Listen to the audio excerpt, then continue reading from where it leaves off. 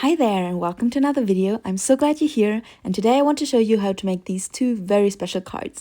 And the thing that makes them so special is their closing mechanism. This video is part of the Altenew June Release video hop, so you have a chance to win some beautiful Altenew products by commenting on all the videos in the hop.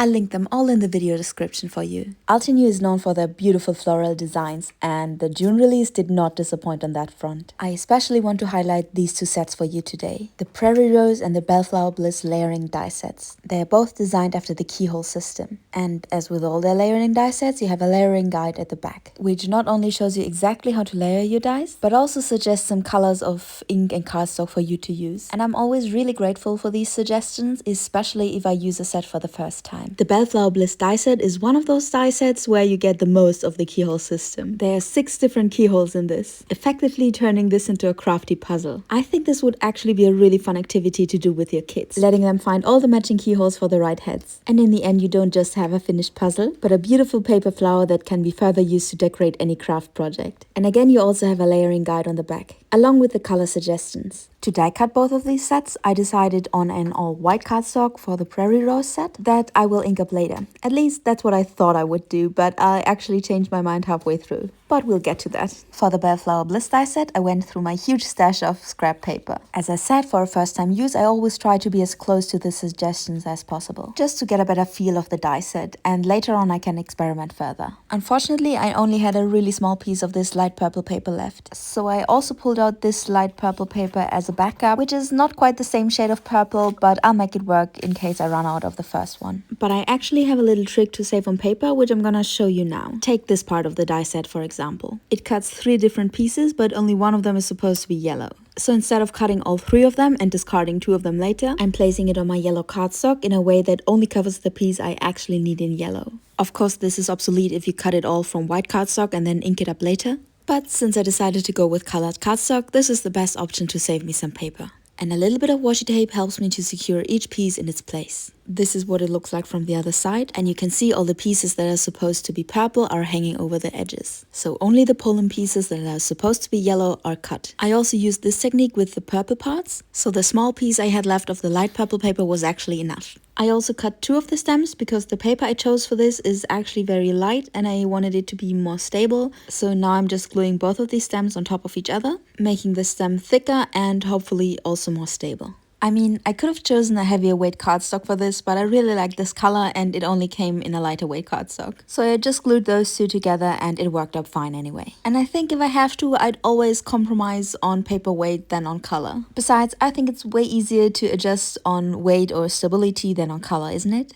Anyways, now for the fun puzzle part. As I said, I also cut all the blossoms from purple cardstock. And for everyone who isn't familiar with the keyhole system yet, see these tiny little holes? There's one of them in each piece, and each in a different shape. So all you have to do now to layer all the die cuts is to align all the matching keyholes. For example, this one on the top hat that kind of looks like a space rocket, or something very different and naughty if it comes to my boyfriend, who apparently hasn't finished puberty yet. And the one on this blossom piece, which has the exact same shape. Now you glue both pieces together, exactly aligning both of the keyholes. If in the end you can look through the keyhole like through a tunnel, then you've done everything right. And the brilliance of this system is that it not only helps you layer your die cuts in the correct order, but also in the correct position or angle. So you get perfect results literally every time.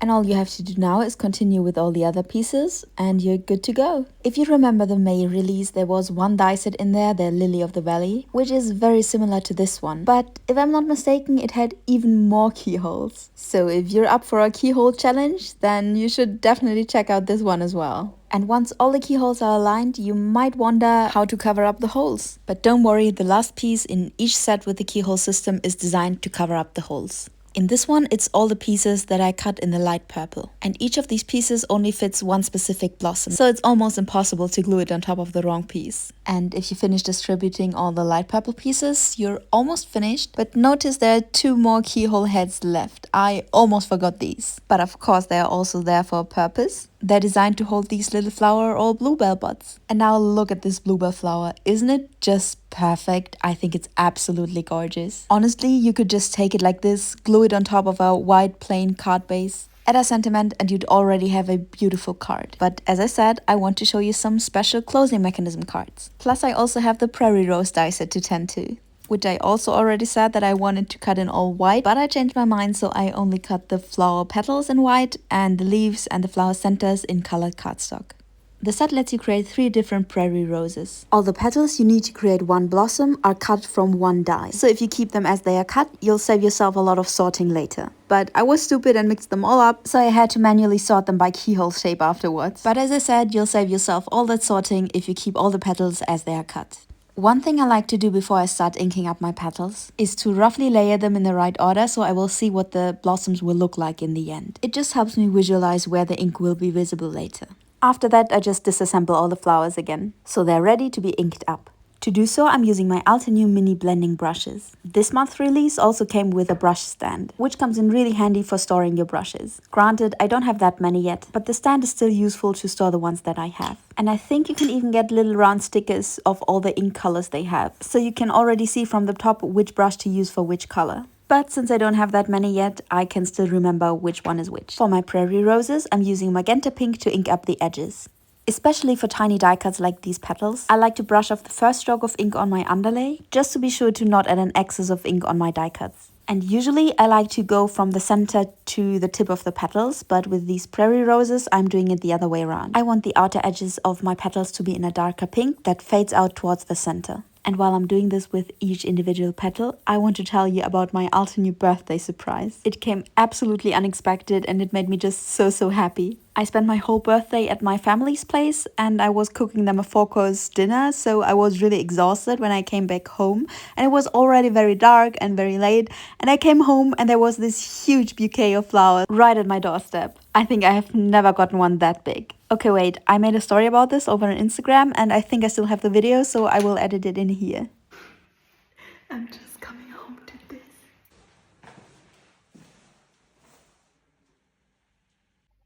Okay, I brought them inside now. I'm sorry I had to whisper in the stairwell because I did not want to annoy my neighbors. It's pretty late here, but oh my god, this bouquet is huge. I mean, look at them, they are so pretty and I have no idea who sent them. There wasn't a card or anything. I mean, I have a suspicion, but I have no idea if that's correct. Okay, I'm stupid. There was a card, I just didn't see it at first, and my suspicion was right. These flowers are from Altenew and oh my god, they are so pretty. Thank you so much to the whole Altenew team.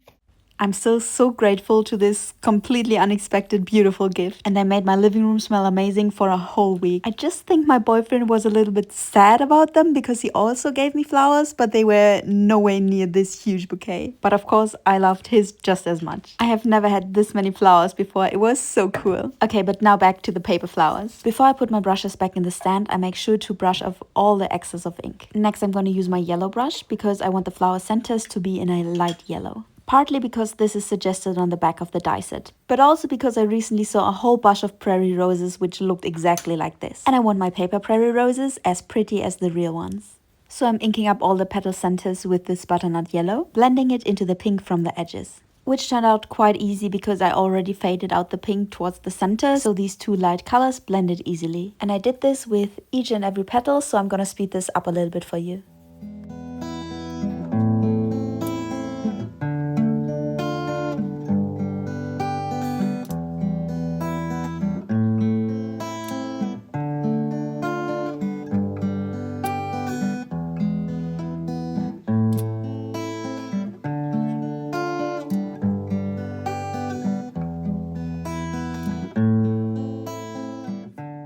Okay, here we go. All the petals are inked up now, and now it's time to put them all together. Again, this prairie rose die set is also designed after the keyhole system. So once again, I'm just aligning all the keyholes, creating kind of a keyhole tunnel to look through. And by the way, if you want to check out any of these die sets, the inks, the brushes, anything I've used here, I'll link everything down below in the video description for you.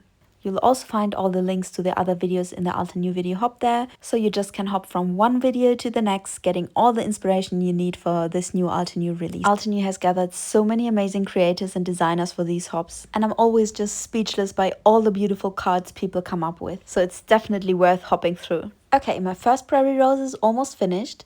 Just the flower centers are missing, which I have cut from colored cardstock.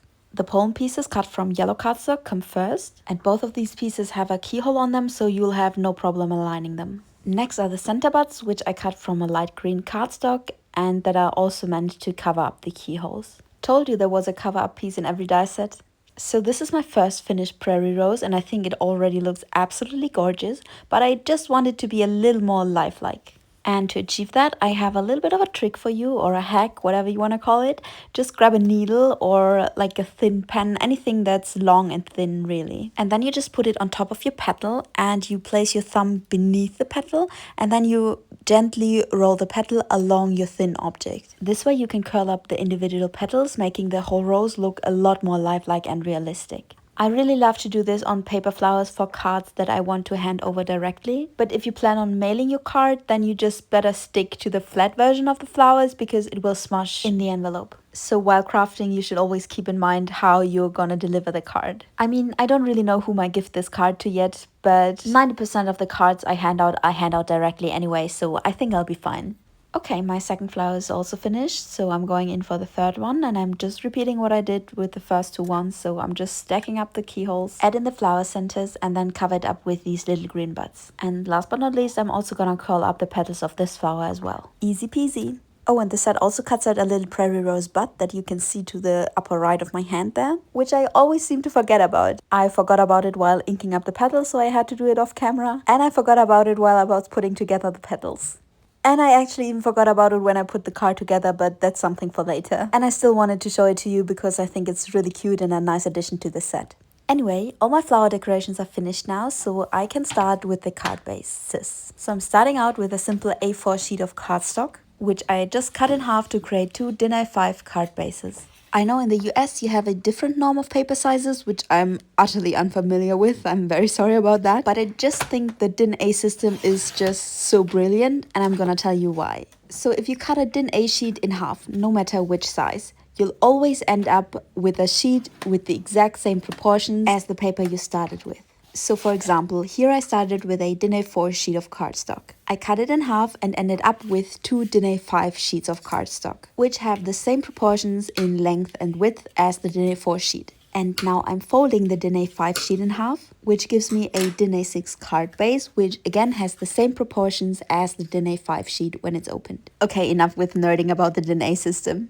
I actually just had this extra cardstock rectangle lying around, which was just perfect for my purposes, and actually just had the perfect size for what I'm gonna do with it. So I placed it on top of my card base so it hangs over the top edge a little, and now I'm just scoring it along the edge of my card base. So I can then easily fold it over both sides of the card.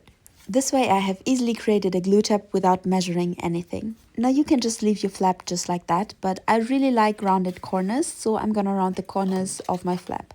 In my last Instagram live, I also asked everyone if I should leave a rectangle like that or if I should round the corners. And I was tending towards rounding the corners, as I always do, but a lot of you said they would rather keep the pointy corners. So I guess you're not as big a fan of rounded corners as I am. Anyway, I've also prepared a dark purple rectangle that fits my card base and also actually matches the dark parts of my bellflower. But I actually wanted to add a bit more interest to my backdrop, so I decided to use this new stencil from Altenew, which luckily perfectly fit my card cover. Okay, just let me clean up here for a second so I have place for what I want to do now. Because I want to protect my table a little, because it's still our dinner table, technically, so I don't want it to be stained. Luckily, this Altenew silicone mat is just perfect for this purpose. Now I'm just securing my card cover with a little bit of washi tape to the mat. And then I'm just doing the exact same thing with my sweater knit stencil. Okay, and now I'm telling you what I'm gonna do.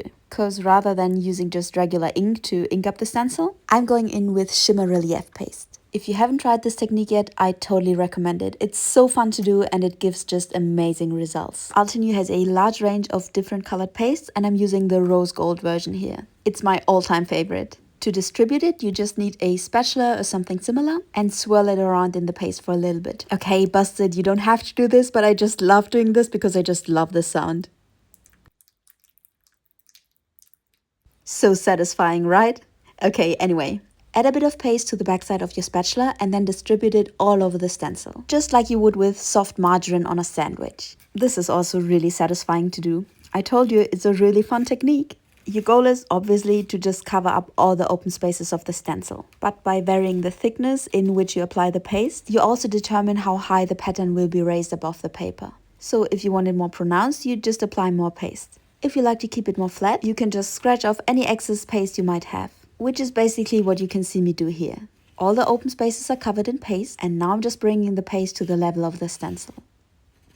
All the excess paste I scrubbed off, I put back in my jar, because we like to be resourceful here. Every drop of paste is precious. When you put the lid back on the jar, just make sure that it's closed tightly. You don't want too much air to get in and just dry out your paste. To be honest, I'm a bit paranoid for this to happen, so I always double check if it's closed enough. Okay, now for the most satisfying part of this technique. Removing the stencil and seeing the beautiful pattern you've created. It's so pretty moment every time. I always clean my stencil right after applying the paste, so I prevent it from drying onto my stencil. And for my finished background, this still has to dry for a bit, so I'm always looking for a place in my flat where the sun shines in, and then I just let it dry there for a bit. To clean my silicone mat, I just spray on a little bit of water to keep the paste flexible and moist. And then I just rub it off with a bit of toilet paper.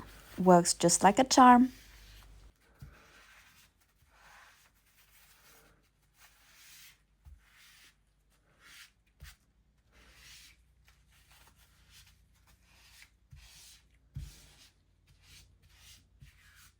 See, as good as new. And now I'm just putting it away for the next time to use. And while my backdrop is drying, I'm gonna start with the second card I wanna make today. I'll have to score it 2 times, so I'm gonna use my scoreboard for this.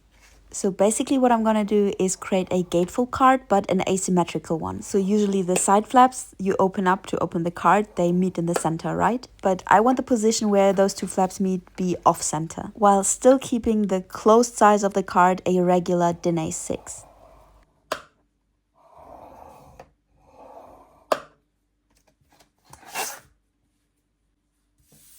Okay, scoring's done, so now for the burnishing of the folds. So I'm just folding along the scores I just made and then go over it with my bone fold.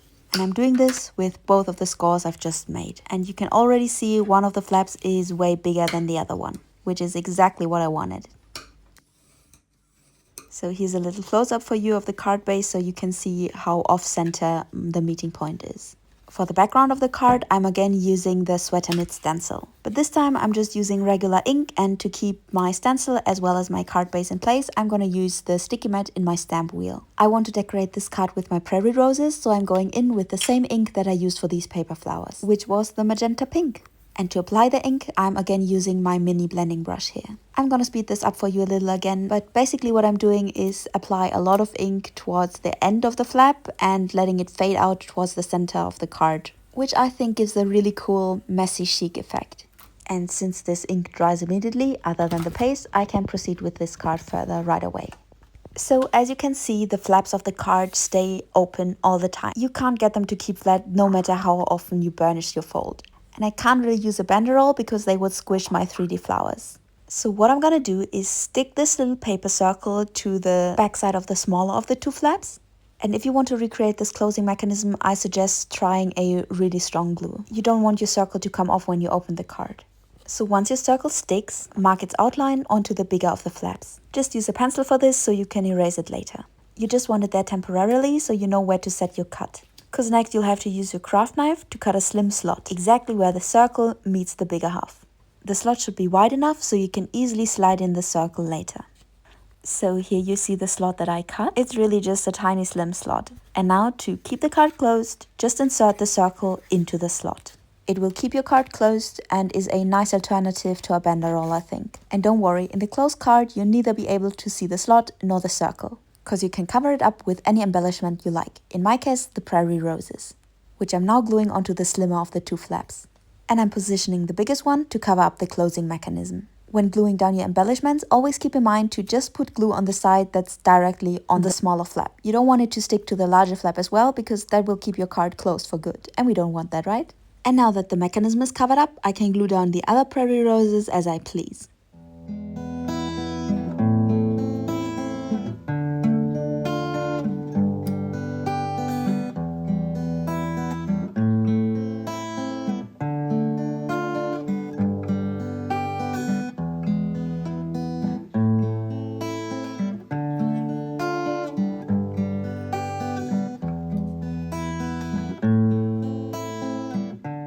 I think this already looks super pretty, of course thanks to the prairie roses, but there's still a sentiment missing. I decided to make this a thank you card. And since I don't want to pull away too much attention from these beautiful flowers, I'm going for just a simple sentiment strip. I really like the ones from this older Altenew set, which is called Chocolate Flowers. I decided to emboss my sentiments, so I'm inking up my stamp with some embossing ink and then stamp it on a scrap piece of white cardstock. To catch all the excess of embossing powder, I'm using the same scrap paper backdrop I used before to ink up my petals. I have seen other crafters use these huge containers full of embossing powder that automatically captures all the excess, but I don't have those and I wouldn't have enough embossing powder to fill these up anyway, so I'm just going for this little trick. Unfortunately, I can't show you the process of embossing, well, the heating up, because my hot air gun is a bit far from my crafting table. But here's my shiny embossed result, and I think it's really pretty. And I just put all my excess powder back in my container. Next, I just cut along the outline of my sentiment strip and then glued it to the large flap of my asymmetrical gatefold card. And here it is, my first finished card for today. I really like the asymmetrical fold of it, and I absolutely adore these prairie roses. Plus, I think the closing mechanism isn't one you see every day, so it's rather special. Okay, now that the first card is finished, we can proceed with the other one. And while I crafted the first one, my shimmer relief backdrop had time to dry. So now it's hard, shiny and unsmudgeable. So now I can glue it on top of my card base without having to worry about smudging the pattern. I'm using my tape roller for this because of the paste. The cardstock already had enough of moistness and I don't want it to warp. I try to eyeball the center and put down my card cover there, so I'll have an equal white frame around it. I'm pressing it down real good so it stays, and I really don't have to worry about smudging the paste because it's honestly rock hard and won't smudge at all. Now I'm turning the card around so I can glue the flap I created before to the back side. Also, this piece will have to endure a lot of tension, so I recommend using a strong glue for this. I'm gluing it down along the glue tab to the back with the larger piece hanging over the front. And before the glue dries, I make sure that it's really centered, having 2 equal strips of the back paper on both sides. Again, pressing it down firmly so it really stays where I placed it. And before I decorate it, I want to show you how it opens, because you first open the flap and then you can open the card, and I think this is just a really fun closing mechanism that's also really special and you don't see it everywhere. After a final pressing down of the glued area, I place my blue bellflower on top of this flap just to see where I want to position it, and then I add a little bit of glue to the back side of it and stick it to my flap. And as I said before, I just had this piece I used to make this flap lying around. I didn't measure it or anything, but it worked out perfectly fine and it has the perfect size to hold the bluebell flower. For the sentiment, I'm once again using one from the chocolate flower set. I really like these sentiment strips. And additionally, I'm also choosing a longer sentiment from the arched foliage set. I think I've shown you this before. It has these huge beautiful sentiments, but today I'm going for one of the smaller but longer ones. I'm again embossing the small sentiment strip, but for this longer sentiment I'm just gonna stamp it in black ink. Same as before, I'm inking up my sentiment strip, adding the embossing powder to it and using my scrap paper to capture all the excess powder, and then heating everything up to melt the embossing powder with my hot glue gun, but again off camera because I don't have it at my crafting table. Then I cut out the sentiment strip so I don't have a white frame around it and glue it to the top of my card right on the flap. And as I already said before, for the other sentiment I'm just gonna use black ink, stamp my sentiment on some white cardstock, then fuzzy cut a white rectangle around it and glue it down beneath the flap. At least that's what I initially planned to do, but then I decided it looked a bit too plain with just a white rectangle, so I also cut to size a purple rectangle that exactly matches the color of the backdrop. Of course, I also rounded the corners for this one. I glued it down and then I added the sentiment piece on top of it. I think this is not only a fun way to close a card, but also to hide a secret sentiment. So this is what the card looks like with the flap opened, and closed it looks like this. Once again, I absolutely adore this bluebell set. It's so pretty, and I actually also really like this card fold. I hope you like it too, and I hope you enjoyed the way to getting there. I know I have used a lot of materials today. I hope you still followed along, and I will link everything down in the description for you. If you enjoyed this video, please leave me a like or maybe even consider subscribing. See you next time!